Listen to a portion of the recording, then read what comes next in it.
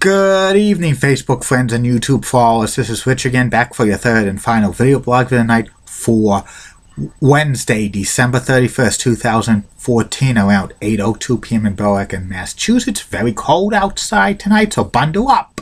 Some news to report. WBIN 50.2 in Derry, New Hampshire is now showing antenna TV a day earlier than expected. And that's going to be WBIN Classics, powered by Antenna TV, but it's Antenna TV. Antenna TV is finally in the Boston area, my friends. And I'm so happy about that. Some news to report. The Canadian junior hockey team beat the USA junior hockey team at the World Juniors Men's Hockey Championships by the score of 5-3 today in Montreal in the seeding round.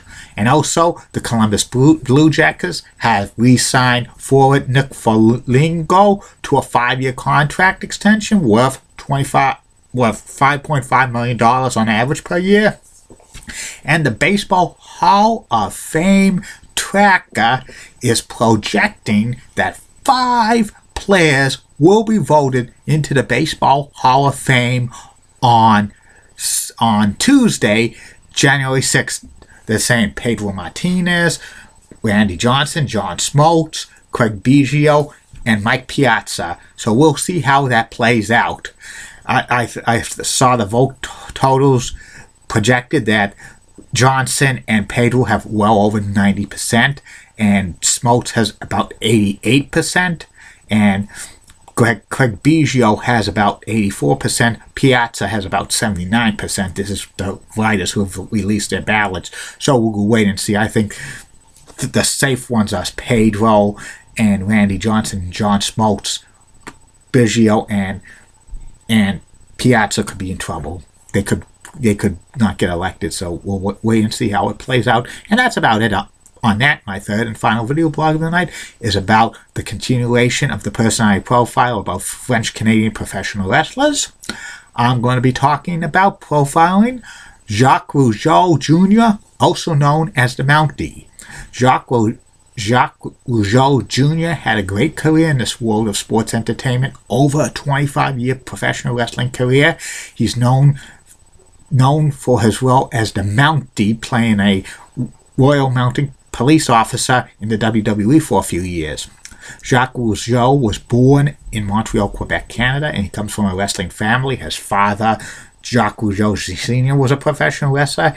His uncle, Johnny, was a professional wrestler, and his brother, Raymond Rougeau, was a professional wrestler as well.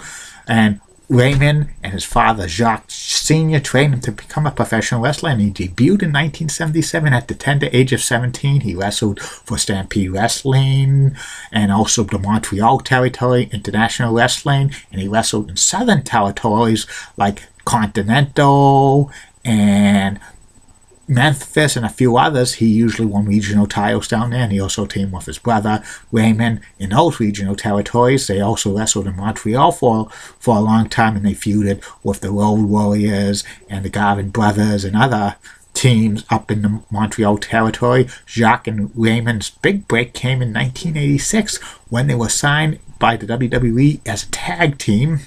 And they were faces for about 2 years, but they got a minimum pushed.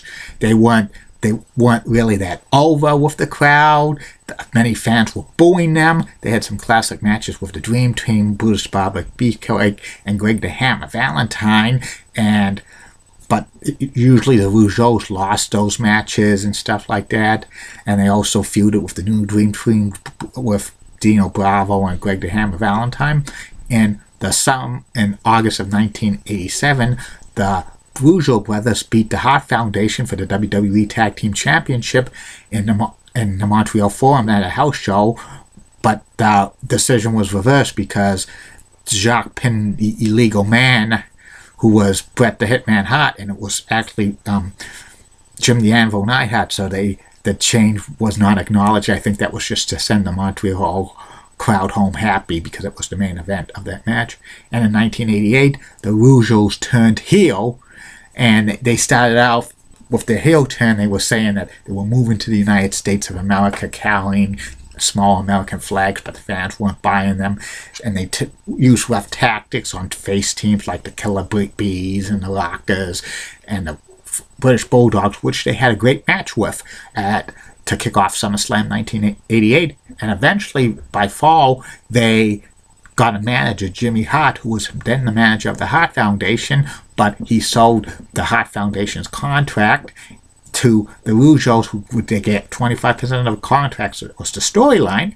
And they said they moved to Memphis, Tennessee, and they had a theme song with All American Boys, that this was just to get them over as heels, which was pretty funny stuff. They had feuds with the Hart Foundation, and they also had feuds with the Rockers during the time, which they had several marathon matches, like 30 minutes and stuff. And they also had an angle where the Rougeaus attacked Shawn Michaels' throat with the megaphone and injured his throat and stuff. And they also had a feud with the Bushwhackers when they were heels in the WWE. By 1990, Raymond Rougeau retired from the world of professional wrestling, and Jacques Rougeau was repackaged as the Mountie, playing a Royal Mounted police officer. He says, I'm the Mountie. Some of the skits leading up to his debut as the Mountie were pretty good and stuff. And it got Jimmy Hart as a manager. And for the next, from 1990 to 1992, Jacques Rougeau played the Mountie, and he was a very good mid-card heel. His first feud in the WWE as the Mountie was against the Big Boss Man, Law and Order, and it started on an episode of WWE Superstars when the Nasty Boys attacked the Big Boss Man after a preliminary match, and they beat up the Big Boss Man, and the Mountie comes down, and the Mountie uses a shock stick. And then he said, I'm the only law enforcement officer in the WWE. Beats him up, and they have a good house show feud. Their feud culminates at SummerSlam 1991 with the loser spending the night in the New York City jail. Big Boss Man beat the Mountie, and the Mountie had to spend 24 hours in the Slammer in New York City. That was just a storyline. Then the Mountie went on to feud with Bret the Hitman Hart over the Intercontinental Championship. This was a great feud, and the feud culminated with the Mountie beating Bret the Hitman Hart at a house show in Springfield, Massachusetts on January 17th, 1992, where supposedly Bret the Hitman Hart had a 104-degree temperature. But this was the storyline. I think they needed to get the belt off of Bret the Hitman Hart, because there were rumors he was going to go to WCW around that time. He said there was rumors he had a verbal agreement with him, but there was no contract signing and stuff like that. It was just probably to get the title off of Bret Hart, so the Mountie could only have a couple of day reign, so he could lose it to Rowdy Piper at Royal Rumble 1992, which the Mountie was only a 2-day Intercontinental Champion. That was just sad for that, because I thought the Mountie should have at least got a couple of month title reign. Then the Mountie for the rest of the year went into some mid-card feuds in 6 or 8-man tag team matches. He had a little bit of a feud with Sergeant Slaughter when he brought in a big, like those shock sticks, and then in a match between Ric Flair and Sergeant Slaughter on WWE Superstars, when the referee wasn't looking, the Mountie, like gave Sergeant Slaughter the shock stick and sapped him like crazy, and Ric Flair beats him 1, 2, 3, and then the Mountie and Ric Flair and Jimmy Hart and Mr. Perfect were in on it, and the Mountie was saying, you scum, you scum, you scum, I'm the only, he was saying this, and Slaughter and the Mountie had a feud over the summer of 1992, and also around this time the Mountie debuted a new theme song, do do do do do do do do do do do do. I'm the Mountie, I'm handsome, I'm brave, I'm strong. I'm the Mountie, 'cause I enforce the law. You could ride a one, but you can never hide, 'cause I'm the Mountie. I always get my man. Was a good theme song. And then after like the fall of 1992, the Mountie briefly leaves the WWE, but he comes back in like the summer of 1993 as Jacques Rougeau again, well, Jacques, and he teamed up with Pierre, who was Carl Ouellette, and they were the Quebecers. They were a new tag team, and they were dressed as Royal Mounted Police officers, but they couldn't use the mountie gimmick anymore. But they became a great tag team. They got Johnny Polo, who became Raven but he was Johnny Polo was the manager, and they held the WWE Tag Team Championship on 3 separate occasions. They were a good tag team, and they won the first title in on episode of Monday Night Raw against the Steiner brothers on Providence of Quebec Blues, meaning the title could change in a disqualification, and the Steiners got disqualified, and the Quebecers won the WWE Tag Team Championship. At 3 reigns, they defended it against the Men on the Mission, Bret and Owen Hart, the Steiners.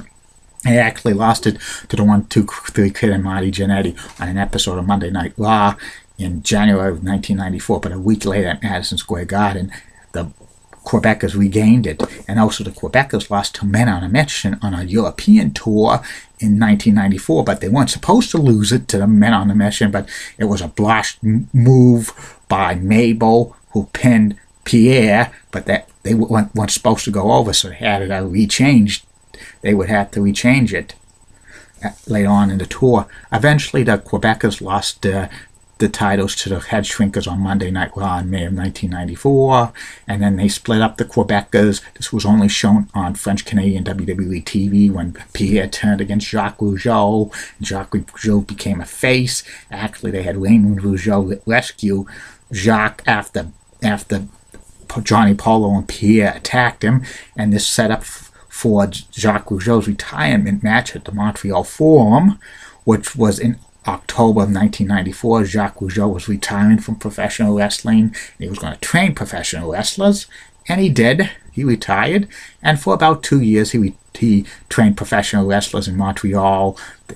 Many of the wrestlers became like known in Canada and stuff. Some of them got didn't get big breaks in WWE or WCW or ECW, but I think some of them wrestled on TV tapings and stuff in that.